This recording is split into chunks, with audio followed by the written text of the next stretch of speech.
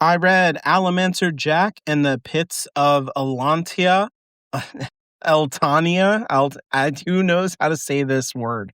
Made up fantasy word. That's part of the Summer of Cosmere, where I'm reading all of the Cosmere stories written by Brandon Sanderson, including the short stories like this.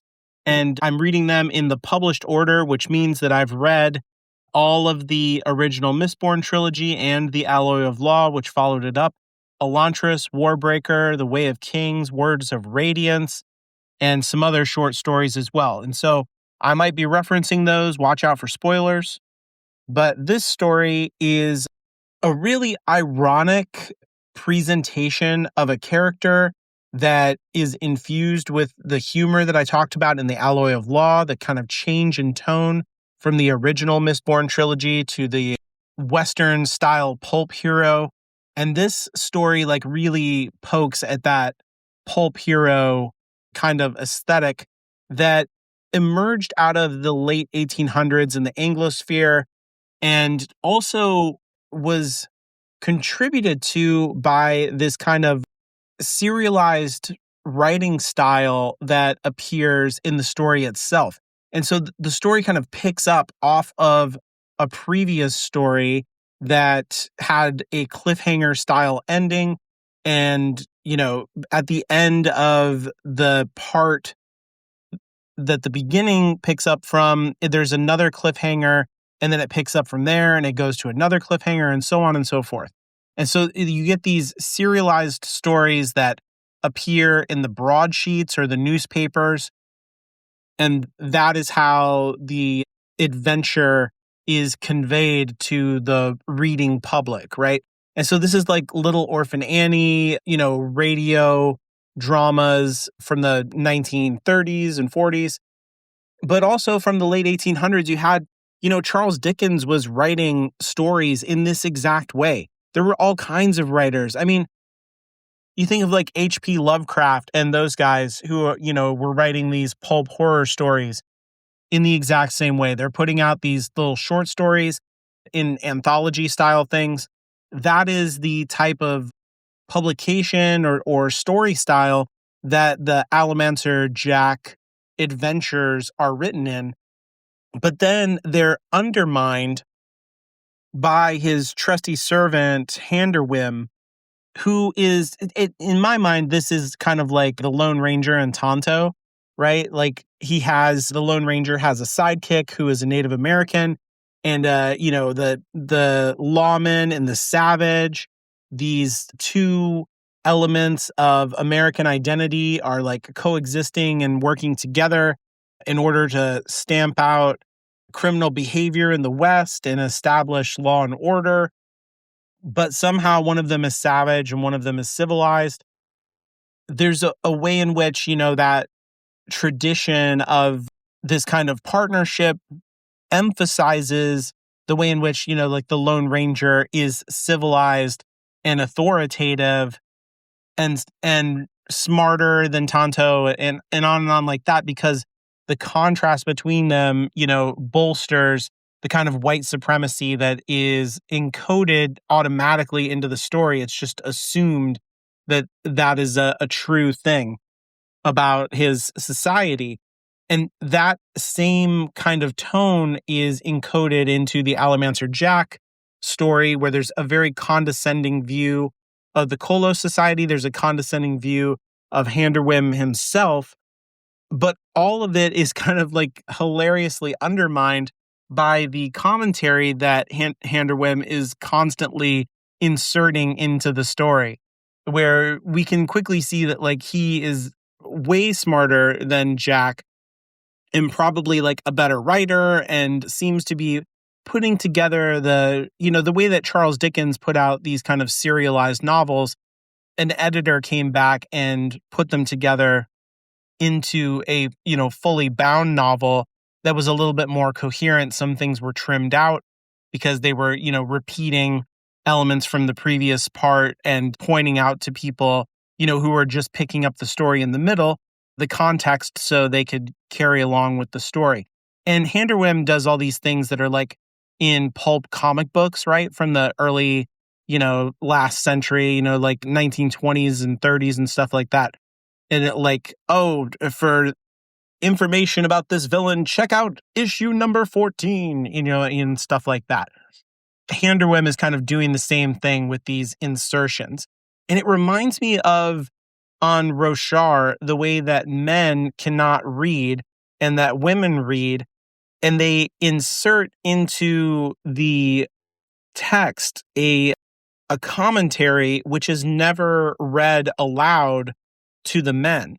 And so the man might dictate his story to the woman in this exact way that Jack is doing, is like, then I lifted my shard blade and I looked at the beast and I said, you shall not pass. And then I attacked. And then the woman taking down, the information and say like, actually he peed his pants and he screamed as he hacked his blade through the air, and kind of give like the true account of the thing and undermine the heroic story that's being presented. There's something that feels very similar here.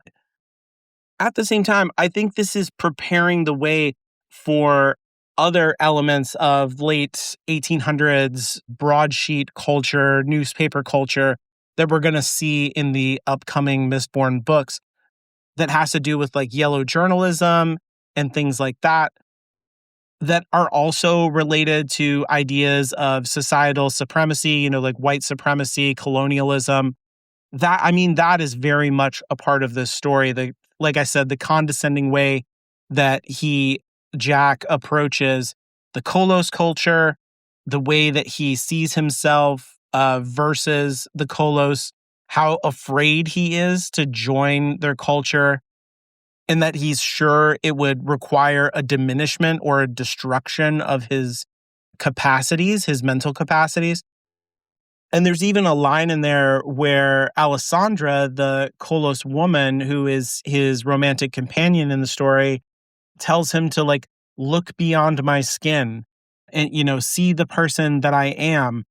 And the whole story is clearly like misrepresents her personality and is editing who she is to make her more acceptable and tragic and exotic to the audience that's reading the broadsheets, where she probably has way more in common with the average woman in the roughs, let's say.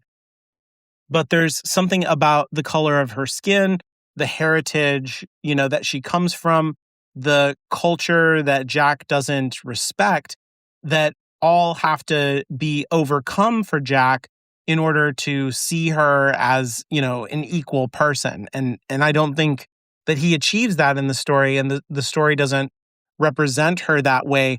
But because of this kind of like metatextual ironic humor that's going on, we as the meta readers of the story have a fuller access to who Alessandra probably is.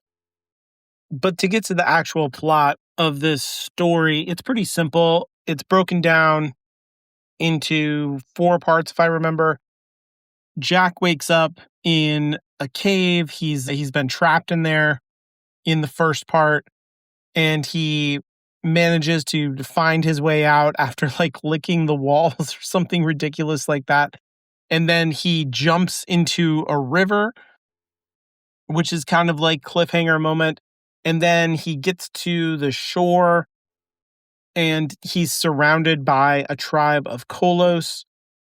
And this is when he finds out that Alessandra is actually a Kolos, and that the reason he had been imprisoned in the first place in the cave was kind of like a test to see if he was strong enough and, like canny enough to get out. And since he did, this means that he passes the test and he's going to be accepted into becoming a Kolos now, which is like just a weird idea anyway, to be like, we'll lock you up, and if you get out, you can be one of us.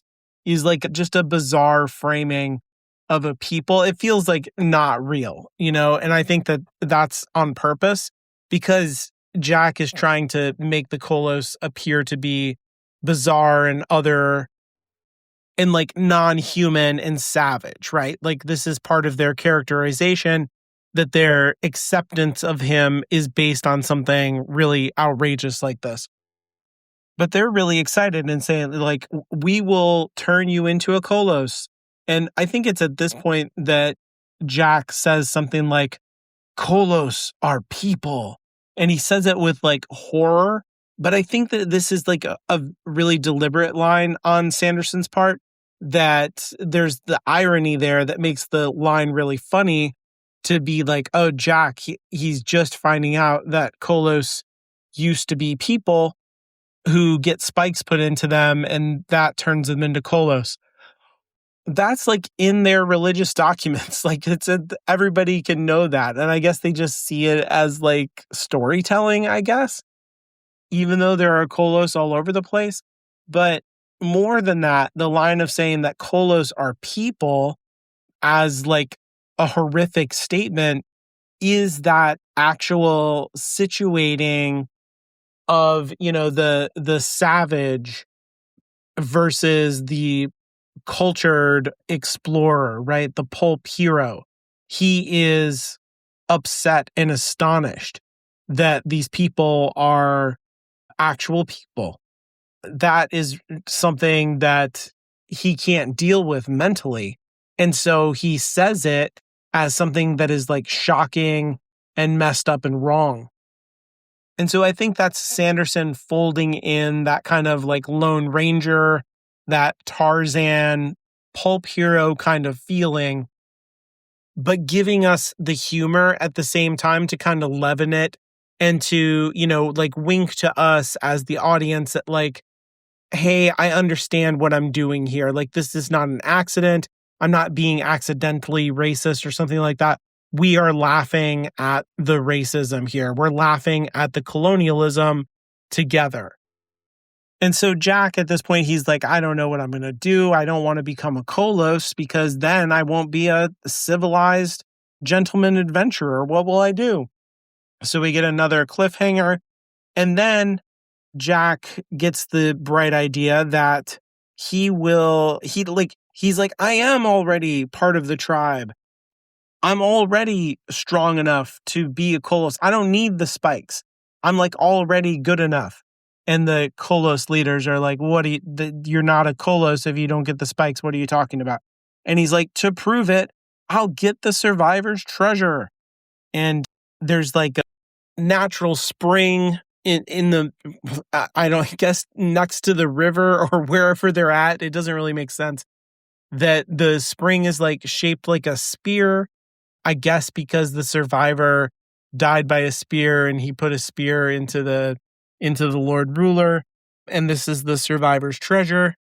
Not sure when the survivor had time to bury this treasure, but okay. And he does this really brave thing of diving down into the water and holding onto a rock to help him sink.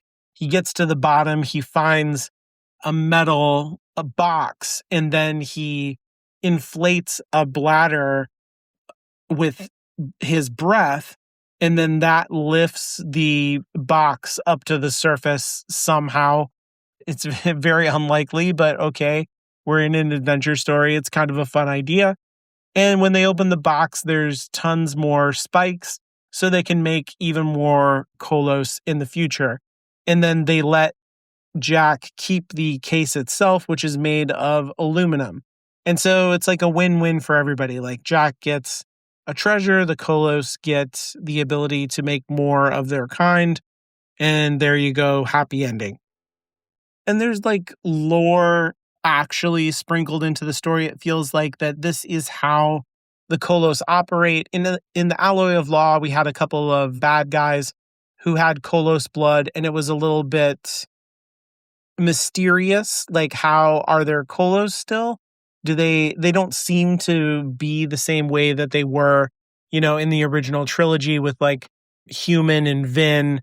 These Kolos seem to be just regular people who had a slightly different skin color and were like bigger than the average person.